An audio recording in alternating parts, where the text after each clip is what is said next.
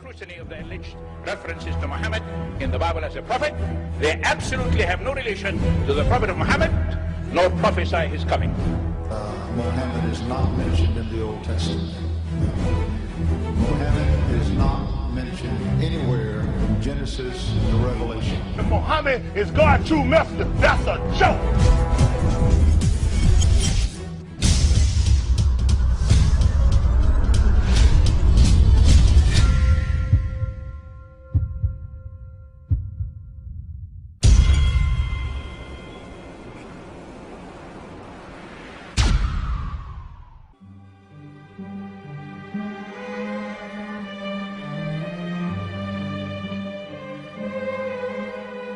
Lo, we inspire thee as we inspired Noah and the prophets after him, as we inspired Abraham and Ishmael and Isaac and Jacob and the tribes, and Jesus and Job and Jonah and Aaron and Solomon, and as we imparted unto David the Psalms.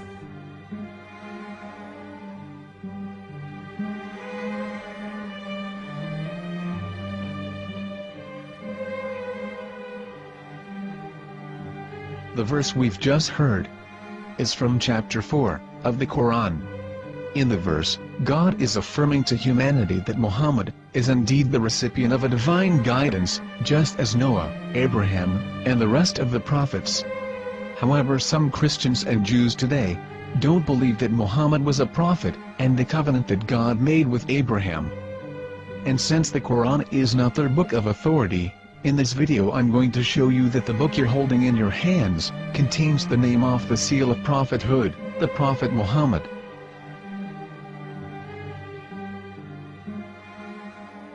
As known, the Old Testament was preserved in the Hebrew language. In the 5th chapter of the Shir HaShirim, which is one of the 5 Megillat or sacred scrolls that are part of the Hebrew Bible, or for short the Song of Solomon, as Christians know it today. That chapter is discussing someone. Jews will say it is discussing Solomon, while Christians will say it is discussing Jesus. Considering this is the Songs of Solomon, it would seem logical that it is discussing Solomon. The verses, describing this mystery man, have the narrator's speech conjugated in the feminine, meaning it is a woman who is describing this man. So it is possible that it is one of Solomon's wives discussing her husband Solomon. However, Christians assert that Jesus is being discussed, and that the chapter is describing a man who was not yet alive at that point. A prophecy.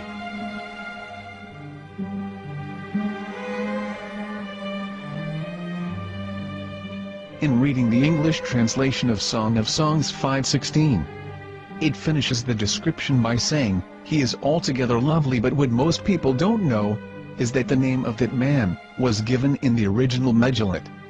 Here is verse 16, and how it is written in ancient Hebrew, before introducing the vowels, in the 8th century. From the Hebrew Bible, on scripturetext.com. Here is the word in question. This word is made of 4 letters. Mem, Het, Mem, Dalet.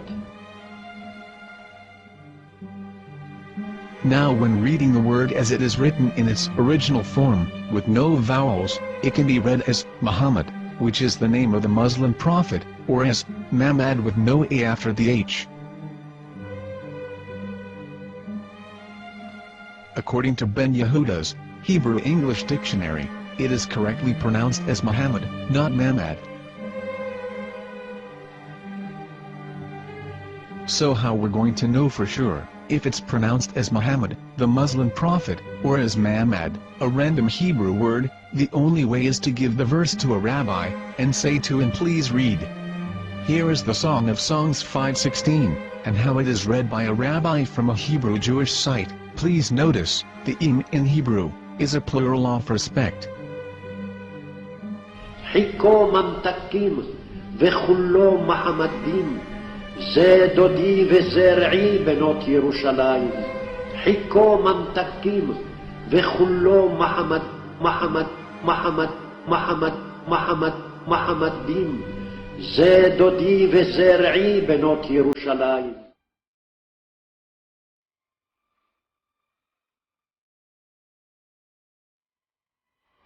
We are coming out from the darkness. There are no other gods but God, and Muhammad is his messenger.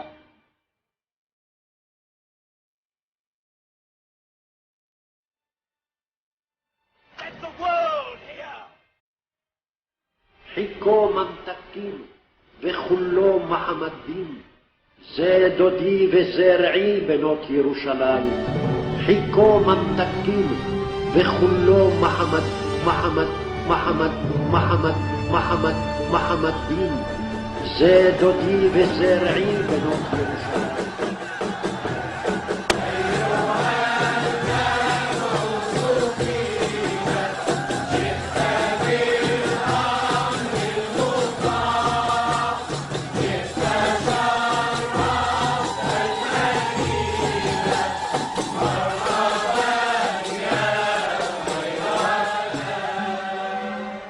Here is the famous SDL translation tool, which includes a professional human translation, as well as an online translation. We're going to copy our Hebrew word of the Song of Songs, directly from the Jewish site. It's the same site, where you can hear the rabbi reading the verse in Hebrew. All links are in the description, so, we're going to copy the word and paste it, and ask, please translate.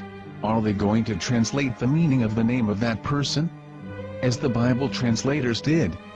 Which is the praised and the lovely one, or are they going to keep the name as it is? Well, see it yourself. Here is the World Lingo Translator. The result is the same. It's Muhammad. You have no right. You have no right to translate names of people. Anybody. Your name should be written, Mr. Black is Mr. Black, though he's white. You have no right to translate names of people. But they have been doing that. Muhammad ibn, they translated as altogether lovely. But the word Muhammad is there in the Hebrew language. The word Muhammad is there in the Hebrew language.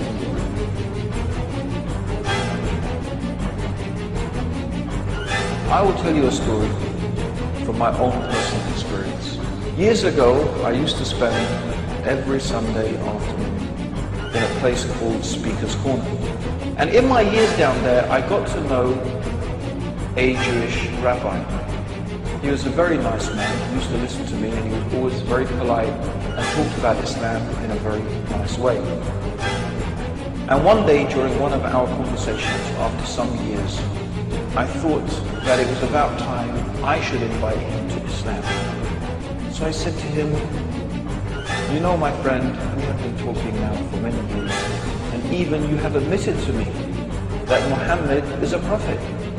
So why then do you not embrace Islam? He said to me, we Jews, we never change our religion. I said, but half of the rabbis of Medina became Muslim. He said, that is true, but still, we Jews never change our religion. I thought, what can I say to him? He looked at me and said, listen to me, my friend. God sent to us a prophet Moses, and we didn't even listen to him. Do you think we're going to listen to another prophet after him? From another tribe? From another people? When he said that, I had nothing left to say. He knew that Muhammad was a prophet. In fact, another rabbi also came up to me and he said to me, we know Muhammad is a prophet, and he quoted to me a passage from the Bible.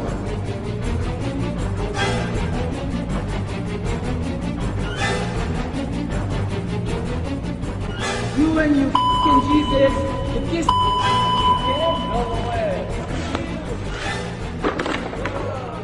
I break your camera, don't take picture.